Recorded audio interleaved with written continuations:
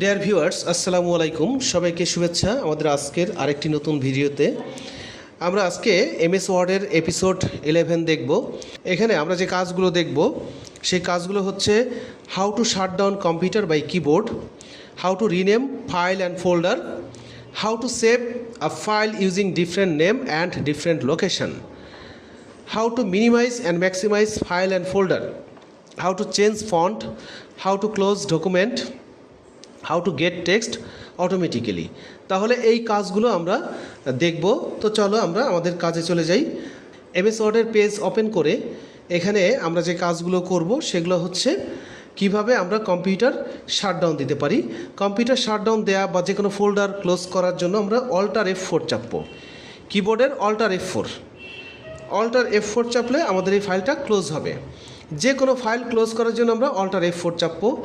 Even আমরা যদি computer shutdown দিতে চাই তাহলে অল্টার F4 চেপে এখানে শাটডাউন চলে আসছে, ওকে দিলে আমার কম্পিউটার শাটডাউন হয়ে যাবে। আবার শাটডাউন করার আরেকটি উপায় আছে, সেটি হচ্ছে আমরা এখানে সার্চে যে রান বাটনে ক্লিক করব, এন্টার দেব। এখানে আমি একটা টেক্সট লিখে রেখেছি shutdown.exe/s/t00। তো এখানে আমরা ওকেতে ক্লিক করলেই আমার কম্পিউটার শাটডাউন হয়ে যাবে। তো এখন আমি আপাতত ক্লিক করছি না, এটাকে ক্যান্সেল দিয়ে দিলাম। এইভাবে আমরা কম্পিউটার শাটডাউন দিতে পারি। তারপরে আমরা আসবো হচ্ছে how to rename file and folder. আমি ফাইল ফোল্ডার রিনেম কিভাবে করব। এখানে আমি একটা ফাইল বা ফোল্ডার তৈরি করি। এখানে আমি লিখে দিচ্ছি পারফেক্ট। এই ফাইল বা ফোল্ডারটি যদি আমি রিনেম করতে চাই তাহলে আমাকে এর উপরে যে রাইট বাটন ক্লিক করতে হবে, এই যে রিনেম বাটন, এখানে ক্লিক করে আমি এখানে পারফেক্ট কম্পিউটার লিখে দিব, দিয়ে এন্টার দেব। আবার এটাকে যদি আমি রিনেম করতে চাই এটার উপরে ক্লিক করব, F2 চাপবো, তাহলেও রিনেম হবে। এখানে আমি জাস্ট একাডেমি লিখে এন্টার দেব। এই হচ্ছে আমার রিনেম করা। এরপরে আমরা আসি পরের কমান্ডে আছে how to save A file using different name and different location. Suppose আমার এই ফাইলটাই আমি ভিন্ন নামে ভিন্ন জায়গায় সেভ করব। এখানে ফাইলে যাব, সেভ অ্যাসে যাব। যে কোনো ফাইল ভিন্ন জায়গায় ভিন্ন লোকেশনে সেভ করার জন্য সেভ অ্যাস। ব্রাউজে যাব, ব্রাউজে যাওয়ার পরে এখানে আমি যে কোনো একটা নাম দিতে পারি। এখানে আমি নাম দিব হচ্ছে বাংলাদেশ। নাম দিয়ে আমি এখানে ডেস্কটপে সেভ করব। ডেস্কটপে যে এখানে উপরে যে এখানে আমরা ডেস্কটপ পেয়েছি, ডেস্কটপে ক্লিক করে সেভ দেব। আমার এই ফাইলটা এইখানে বাংলাদেশ নামে সেভ হয়ে গেছে। তাহলে ভিন্ন নামে ভিন্ন লোকেশনে সেভ করতে হলে আমাকে ফাইলে যে সেভ অ্যাসে যে ফাইলটা সেভ করতে হবে, এই হচ্ছে উপায়। তারপরে ডেস্কটপ দেখাই দিতে হবে, আমি কোথায় সেভ করব সেই লোকেশন আমাকে বলে দিতে হবে। এই হচ্ছে আমার ফাইল সেভ করা। এরপরে আমরা আসি how to minimize and maximize file and folder. Minimize maximize করার জন্য আমরা বিভিন্নভাবে মিনিমাইজ ম্যাক্সিমাইজ করতে পারি।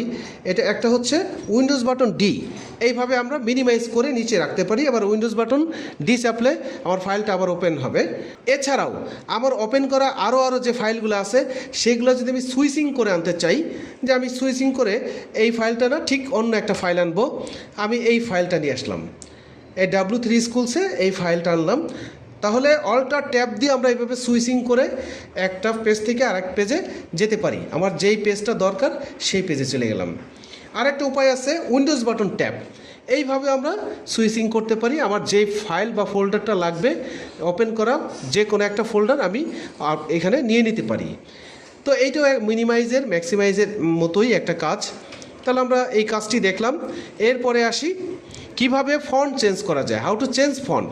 একটা নাম লিখি পারফেক্ট কম্পিউটার, লিখে এইটাকে যদি আমি ফন্ট চেঞ্জ করতে চাই তাহলে এই ফন্টটাকে আমরা চেঞ্জ বিভিন্নভাবে করতে পারি। ফন্ট চেঞ্জ আসলে অনেক কাজ, অনেক স্টাইল আছে ফন্টের, সেইগুলো আমরা করতে পারি। এখানে বড় করতে পারি, ছোট করতে পারি। আবার দেখা গেল যে এইখানে লোয়ার কেস থাকলে আমি আপার কেস করব, সব বড় হাতের হয়ে যাবে। তারপরে ফন্টের কালার চেঞ্জ করতে পারি। এই সবই হলো টেক্সট ফরম্যাটিং বা ফন্ট ফরম্যাটিং। এখান থেকে আমি যদি এই ফন্টটা চেঞ্জ করে আলজেরিয়ান দিতে চাই, এই আলজেরিয়ান বা ব্রডওয়ে এরকম ভিন্ন ভিন্ন কিছু ফন্ট আছে, সেই ফন্টেও আমরা চেঞ্জ করতে পারি। তারপরে এটাকে বোল্ড ইটালিক আন্ডারলাইন করতে পারি, আরও অন্য অনেক কাজই করতে পারি। এইভাবে আমরা ফন্ট চেঞ্জ করব। আচ্ছা, ফন্ট চেঞ্জ করার আরেকটা উপায় আছে, সেটা হলো কন্ট্রোল ডি। এখানে যেও আমি ফন্টগুলোকে চেঞ্জ করে দিতে পারি। এই ফন্টটাকে যদি আমি কেটে দিতে চাই, স্ট্রাইক থ্রু দিয়ে কেটে দিতে পারি, ওকে দেব, আমার এই লেখাটা মাঝ বরাবর কেটে গেল। তো এই কাজগুলো করব সব হলো কন্ট্রোল ডি দিয়ে আমরা এইটা এনে এখান থেকে আমরা ফন্টের বিভিন্ন কাজ করে রাখতে পারি। তো এই হচ্ছে আমার ফন্টের পরিবর্তন। এরপরে আমরা আসি ক্লোজ আ ডকুমেন্ট। আমরা এই ডকুমেন্ট ক্লোজ করতে গেলে আমার উইন্ডো থাকবে বা ডকুমেন্ট থাকবে না। সেটা কিভাবে? কন্ট্রোল ডব্লিউ চাপলে আমার উইন্ডোজটা চলে গেল, আমার এখানে উইন্ডো থাকবে, পুরা এমএস ওয়ার্ডের উইন্ডো আছে, বাট আমার পেজটা নাই। উইন্ডো থাকবে, পেজ চলে যাবে, আবার পেজকে আমি ওপেন করতে পারি। এইভাবে হচ্ছে আমি আমার ডকুমেন্ট ক্লোজ করতে পারি। তারপরে আসি how to get text automatically. কেউ যদি কোনো কম্পিউটারে প্রিন্ট করতে চায়, বসে বসে দেখা গেল যে প্রিন্টার ভালো আছে কিনা চেক করবে, জাস্ট খালি উইন্ডোজ ইকুয়াল টু র্যান্ড দিয়ে ফার্স্ট ব্র্যাকেট দিয়ে এন্টার দেব, পেজ ভরে লেখা চলে আসবে। অনেক সময় এই লেখাটা আসে না, না আসার কারণ হচ্ছে যারা বাংলা টাইপ করে, বাংলা টাইপ করতে গেলে অনেক সময় আমার লিখতে গেলে আমাও হয়ে যায়, র ও হয়ে যায়। এই জন্য কী করে সবাই এই ফাইলে যে অপশনে যে প্রুফিংয়ে যে অটো কারেক্ট অপশনে যে এই টিকটা উঠায় দেয়, যাতে বাংলার চেঞ্জ না হয়। বাংলা শব্দগুলো যখন লেখা হয় ওটা অটোমেটিক্যালি চেঞ্জ হয়ে যায়। তো এই টিকটা উঠাই দিলে বাংলা লেখার সময় কোনো শব্দ চেঞ্জ হয় না। তো এই জন্য আমরা ওই টিকটা উঠাই দিই। কিন্তু আমার আবার এই র্যান্ড দিতে গেলে আবার ওই টিকটা দিতে হবে, কারণ র্যান্ডের পর এন্টার দিলে যে লেখাগুলো আসবে, এটা ওই টিক উঠাই দেওয়ার কারণে লেখাগুলো আসে না। সুতরাং আমার ফাইলে যে অপশনে যে এই প্রুফিংয়ে যেতে হবে, অটো কারেক্ট অপশনে যেতে হবে, এইখানে এই চেক বক্সে চেক করে দিতে হবে, ওকে দিতে হবে, ওকে দিব। এখন যদি আমি এন্টার দিই, আমার পেজ ভরে লেখা চলে আসবে। আচ্ছা, এই লেখাটাকে আমি যদি আরও বেশি লিখতে চাই বা আরও ছোট করে আরও বেশি লিখতে চাই, তাহলে আমার এই ফার্স্ট ব্র্যাকেটের মধ্যে সংখ্যা দিয়ে দিলেই হবে, 10,9 এরকম সংখ্যা দিলে আমার কয়েক পেজ হবে। আচ্ছা, আমি যদি জাস্ট এখানে র্যান্ড ডট ওল্ড দিই, তাহলে একটা ভিন্ন লেখা আসবে, সেটা হচ্ছে the quick brown Fox jumps over the lazy dog. পৃষ্ঠা ভরে এই লেখাটা আসছে, the quick brown Fox jumps over the lazy dog. এই লেখাটার ভেতরে ইংরেজি 26টা অক্ষরই আছে। এই হচ্ছে আমার এপিসোড 11-এর কাজ।